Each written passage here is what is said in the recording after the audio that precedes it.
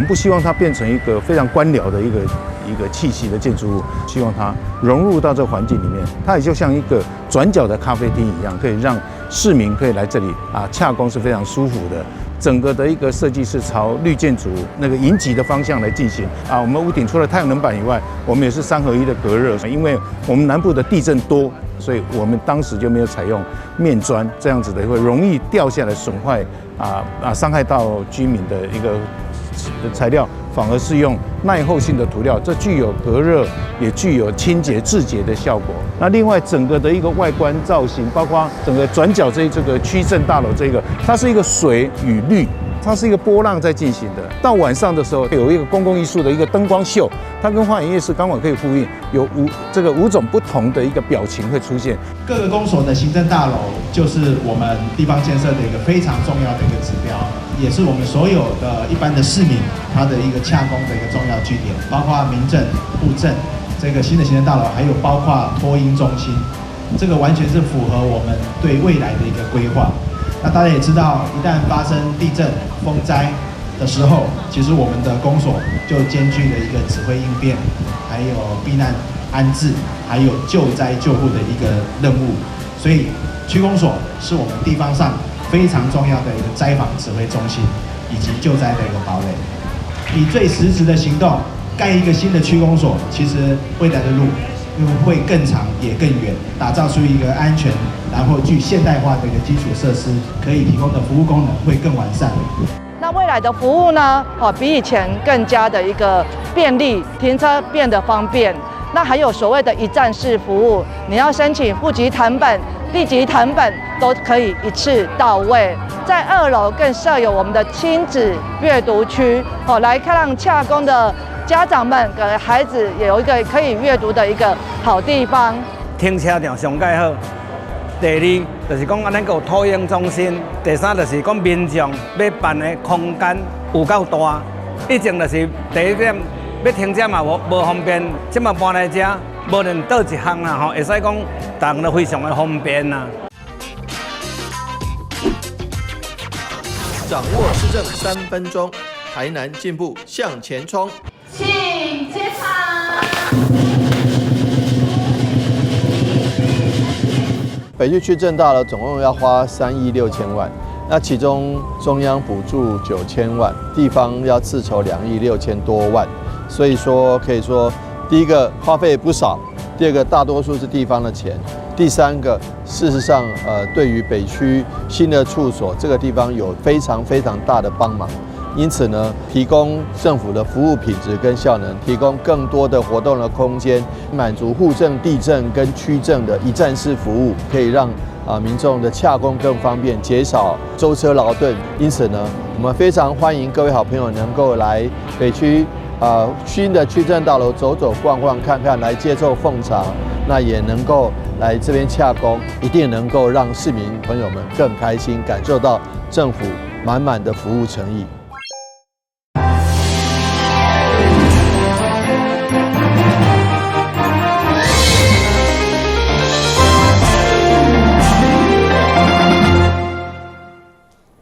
另外是讲嘅，欢迎收看7月2號嘅中嘉台南電影新聞。因應風台季節，市府殯葬管理所目前正進行園區樹木嘅修剪，不過正對開工，特別民眾進前反對甲樹仔頭切甲平平。提出議員林美燕甲陳培雅第一時間邀至市府相關單位會勘，會中民眾嘅意見冇無同。對此，議員強調，一切也是依照樹木修剪辦法來辦理。台南市殯葬業者甲啲儕民意代表，因為時常出入殯葬園區，日前發現殯葬所周邊嘅青仔幾乎逐站被齊頭燒來斬頭。對此，議員林美燕甲啲陳培雅、李好下午也是市府嘅民警、公務甲啲農業等單位來會勘，反對樹木被齊頭燒來斬除。修樹的這個方法到底是對還是不對？因為這不是第一屆呀。我記得上次修的時候是，但是呀，你點解當時修啊？說對，2年前對不？2年前修的時候，我的一個家庭主席就是咱的副市叫江副市長，一長擔任我們的民政局的局長。我現場就打電話給他了，和平島前面的樹全部砍光光，都是关头，强检，跟个民众一直骂，一直念，因为伊无所长去休息。事实上，收手是无唔对，但是爱讲的就伊讲的，要有人心有温度啦。如果说我头看到关注的那种感觉也不是很好看呐。所长，应该你有看到远去的时阵，我想讲收啥物呢？应该也不是很好看，可是安尼嘛是，对呢，伊开了伊有可能咧讲收较低，较袂发遐紧，较袂开遐济。可是，在我们人温度社会，台南市这温暖的台南市，不应该有这种思维啦。在伫个议员会刊的同时，修剪树木的业者嘛伫个现场，而且现场一边会刊，业者嘛伫个殡葬所后边，用大吊车一边来修剪。业者认为一切依照修剪的方法，不过议员却认为修剪过头。对此，市府农业甲立工务局的人员嘛认为确实无适当。并没有这个规范上面有资历，而且那也有资历。那我们以美观的角度来看，我们把它变成是同一个直线。那这一个部分，等它树叶长出来，不用1个月就会变这个样子。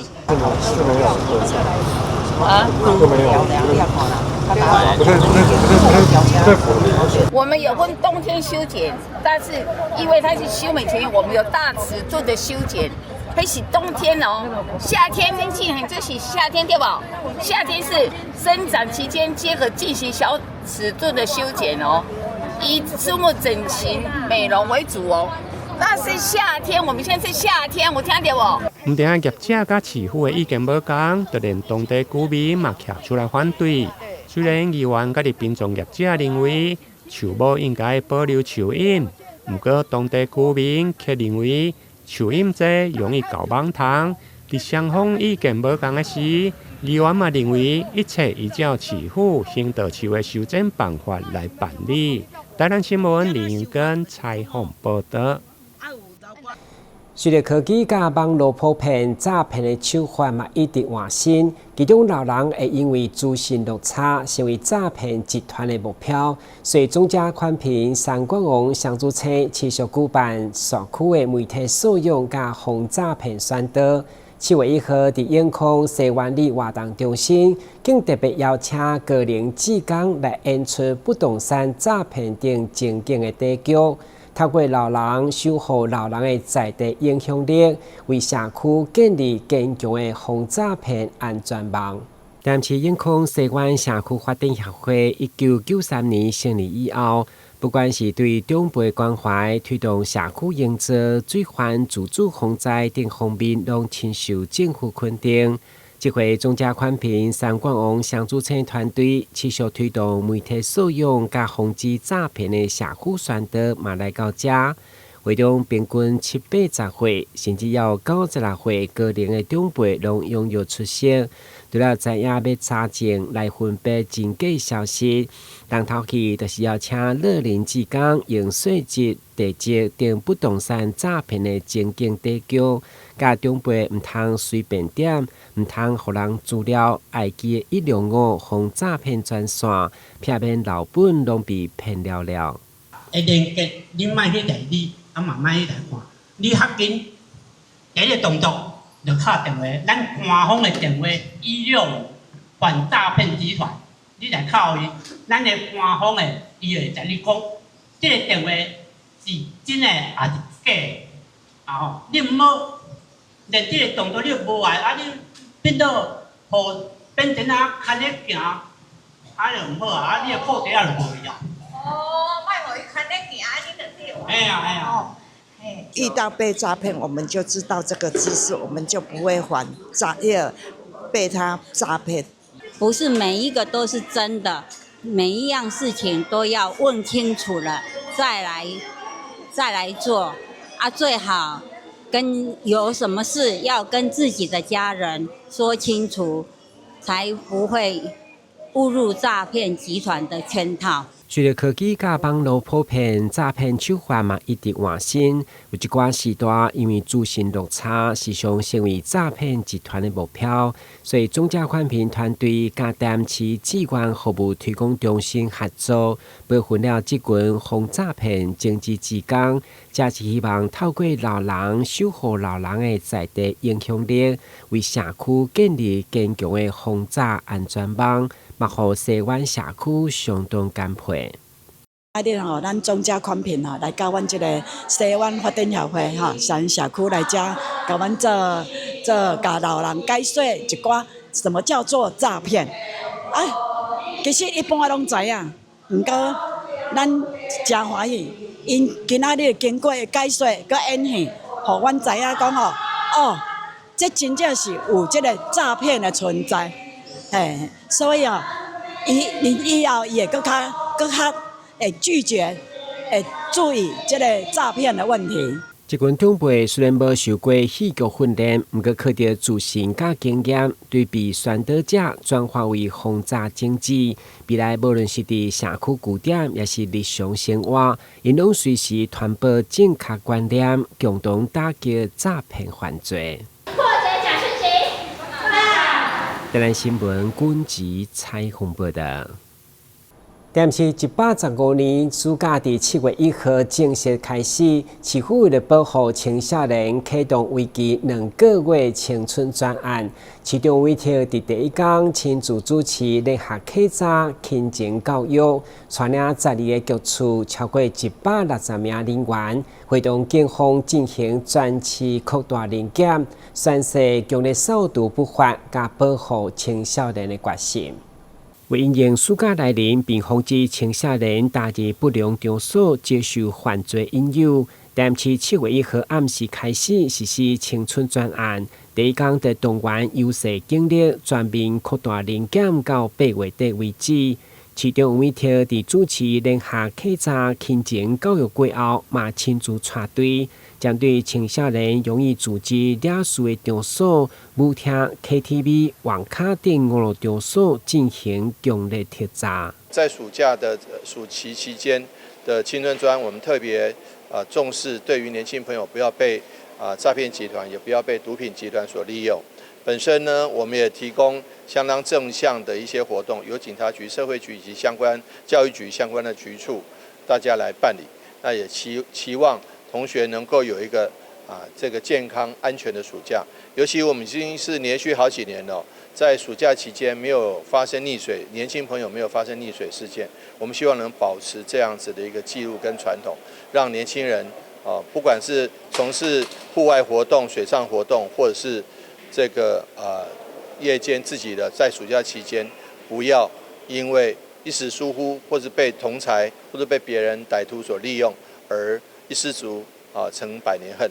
一日一度暑假青春专案，市府动员12个局处超过160名人力组成联合客家小组。其中委托表示，暑假开始就是青少年学业加考试压力放松的时刻。不过，市府保护青少年的安全防线绝对无假期，尤其主动青少年加入帮派做车手，对源头断绝毒品加食毒开车危害。台南新闻军籍采访报道。115年度孟德恩次方教师研习的台南场2号开始，1连2天伫后甲国中盛大展开，吸引全国将近700位国中小教师参与。今年除了延续专业的交流，嘛首次正式学前教育甲高中国文、英文、数学总共开设32班。透过看学校的经验分享，提升教学的专业。孟德恩次方多年来已经成为全国教师伫暑假期间重要的专业演习活动。透过社群共好精神，和第一线教师互相交流，共同成长。今年更应用 AI 甲社会科技发展趋势，将演习主轴定为社会清化，希望结合科技应用。持续提升教学品质，跟学生学习成效。孟恩他在这个从事教师研习的工作坊已经进入第12年了。那王老师他是可以说汇聚了相当多对教育有热忱的老师哦，他们非常专业的投入哦。那在这个研习里面，我好像知道有55000人哦参加哈，然后也培育了很多的实践家哈，从事这个教学的分享哈跟这个专业的共备社群的建立哦。那今年他们是用社群共好哦，然后继续做这个数位的深化哈，然后让老师能够利用新的工具哦，不但讲 TPEC 啦、AI 啦等等这样子的一个投入，让他们在专业教学上面能够更有一些创新。透过这一次的课程呢，能够充分的充电，然后把这个教学的这个心得做很多的分享，那回去再借由这样子的爱心的种子再散播下去。我们非常感谢，也感谢教育部的支持。还有这个市长的支持，还有我们教育局的努力，让这样子的课程能够继续下去。孟恩发起人王振中老师致辞时，特别向故乡台南表达感谢之意，并分享家己一路走来亲受3位因素的启发，互伊了解到什么是真正影响学生一生的好老师。也希望透过孟恩平台，和更多教师在彼此陪伴中持续精进。这3位老师没有告诉我一个老师应该怎么做才是好老师，这3个老师用他们的方式告诉我，这就是好老师。所以事隔很多年，我能够在2018年再一次跟着孟恩一起回来台南，我觉得很骄傲，也很兴奋。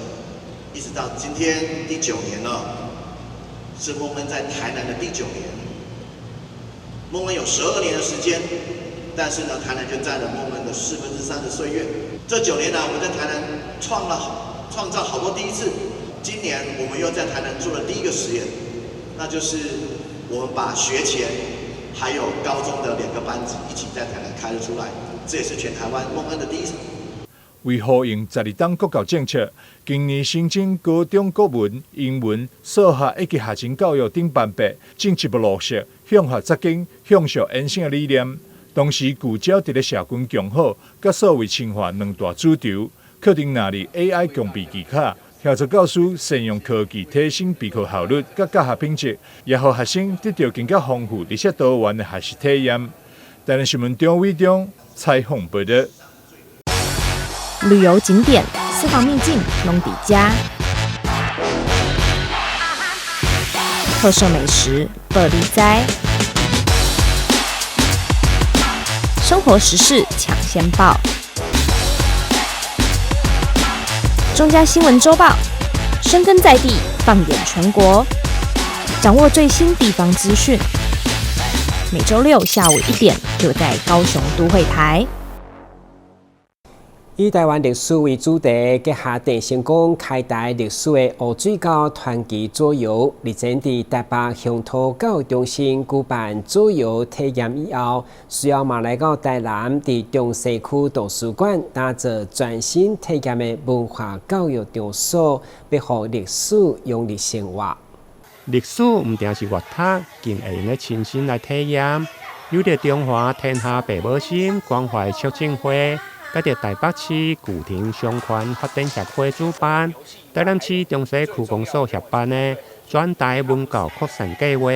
湖水沟传奇的导游交流赛，日前伫中西区图书馆热烈登场，吸引真侪亲子家庭、甲着文化爱好者共同来参与。透过桌游来认识台湾府城的故事，因为大家都知道黑水沟传奇的桌游呢，它还讲台湾的历史文化、地理以及郑成功勇闯黑水沟，带了大批的先民呢来台，结合台南400年的故事，玩桌游游府城学台语是我们全台文教扩散的一个宗旨。那我们既呢在庙宇、在社区、在校园一系列的推广，亮点就是文化的沉浸式体验。佩玲一直很用心透过这个黑水沟传奇的桌游，也就是他说的，要一直来推动我们台南的这个，不管是本土语言啊，或者是历史文化啦，或者是教育创新的部分，真的非常用心哦。那透过我们的桌游这种沉浸式的体验，让我们更能够理解更能够感受这个台语的美跟重要，跟我们的历史文化。所以我想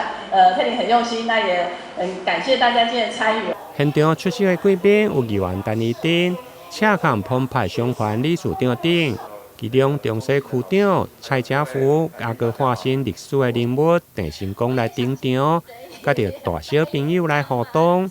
带领大家穿越时空，认识台湾的历史，现场气氛热烈。大家知道黑水沟指的是什么？对，就是台湾海峡。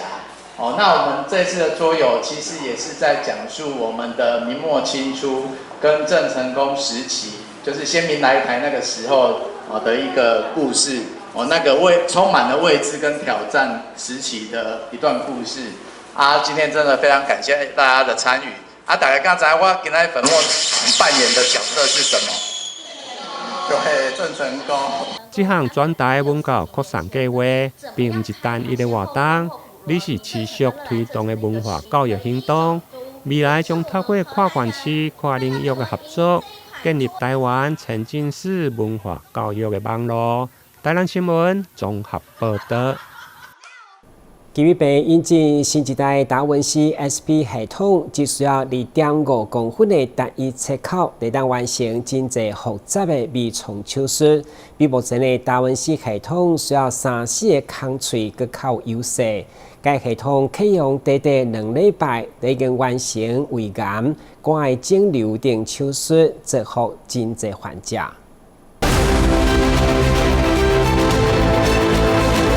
为提供台南市民更安全、更精准、更舒适的外科治疗选择，奇美医院今年6月引进台南地区第1台达文西单孔机械手臂手术系统，加速病人术后的恢复，因为它只需要单孔，然后这个器械的这个设计更先进，所以造成这个手术的破坏会更小，因此病人术后的恢复会很快。微创手术已经成为现代外科治疗的重要趋势，相较于过去达文西机械手臂系统会在腹部留下3到4个伤口，达文西 SP 系统只需要一个大约2.5公分的切口，就可以完成复杂手术操作。这样一个特色，我觉得它就是像一个眼镜蛇的一个方式，它就是可以在多角度去摆动这个镜头，在不同的角度跟方向去看我们的视野，然后要同时搭配其他3个手臂，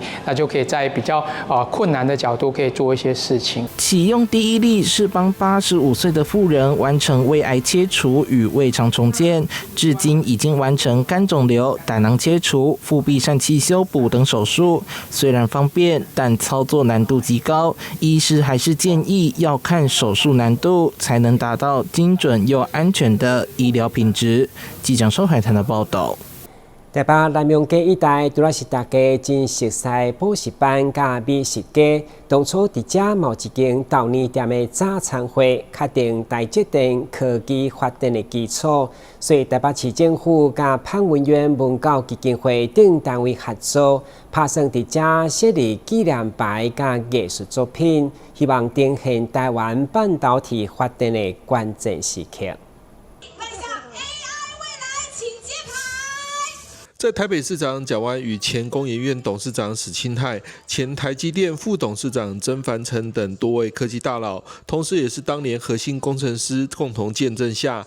以从餐桌到世界为主题的艺术作品正式亮相。这里是南洋街38号，在当年经济部长孙运璇带领下，1974年2月7日，几位大佬在小星星豆浆店一边吃早餐，一边擘画出引进海外技术发展机体电路的宏伟蓝图。因此，台北市政府与潘文渊文教基金会、孙运璇学术基金会与美家文化实业合作，在原址设置纪念牌与艺术作品，希望重现50年台湾科技发展史的关键时刻。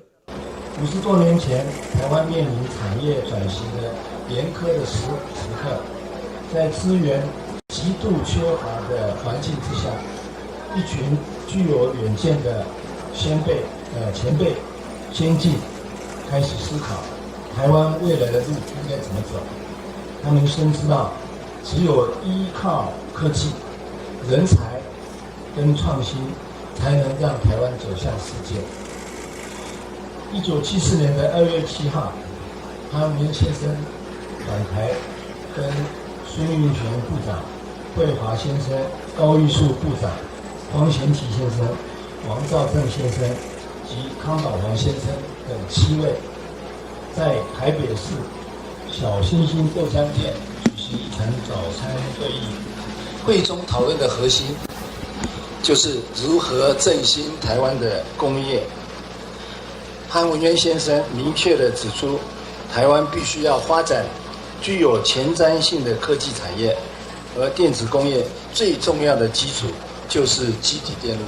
也就是 IC 的产业。蒋万安也感性的引用当年孙运璇部长的名言：这一次的任务只许成功，不许失败。宣示将以当年半导体前辈的决心，推动台北市持续进化为全球 AI 发展的战略高地，全力打造台北市成为引领世界的 AI Powerhouse。台湾率全世界之先，勇于投入晶圆代工厂，就是最好的例子。这种商业模式的创新，就是基于与客户的诚信，让更多国际伙伴共享半导体产业的蓝海，成就了包含辉达、AMD 的美国半导体巨头，让他们聚焦于设计，我们来制造落实。也就是说，美国是大脑，台湾是心脏，心脏日夜匪懈地为大脑供给养分，驱动了世界半导体的蓬勃发展。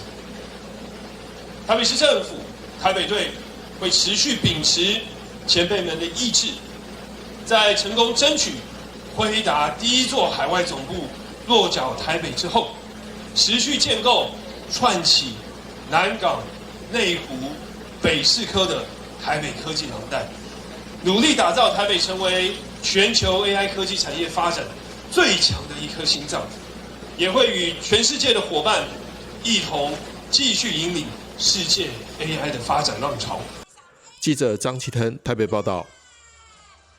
感谢收看7月2号的中嘉台南电新闻，我是顾文杰，咱再会。